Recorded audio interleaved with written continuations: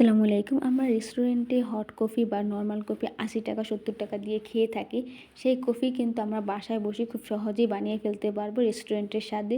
তো আমি এখানে আমি নিয়ে নিয়েছি ২ চামচ কফি আর ২ চামচ চিনি, ১ চামচ চিনি অফ ক্যামেরায় দিয়ে ফেলেছি। তো এখানে অল্প একটু পানি দিয়ে নিয়েছি। এরপরে আমি এটাকে ভালোভাবে বিট করব যতক্ষণ না পর্যন্ত আমাদের মানে এটা একটা ফোমি, ফোমি ভাব আসবে, যেমন কেকের ক্রিমের একটা ফোমি, ফোমি ভাব আসে সেরকম পর্যন্ত কিন্তু আমি বিট করতে থাকবো অনেকটা সময় নিয়ে। যখন বিট করাটা মনে হবে যে হ্যাঁ বিট করা হয়ে গিয়েছে, যখন একদম ফোমি, ফোমি ভাব আসবে এই পর্যায়ে, তখন এটা আমি রেখে দেবো। এরপর আমি নিয়ে নিয়েছি গরুর দুধটা কিন্তু জাল করে ভালোভাবে গরম করে নিয়েছি। এই গরম দুধটাকে দিয়ে কিন্তু কফিটা হয়ে যাবে। আলাদাভাবে আমার আর চিনি মেশাতে হবে না, কারণ এখানে কিন্তু আমি কফির ভিতরে চিনিটা বেশি পরিমাণে দিয়ে নিয়েছি।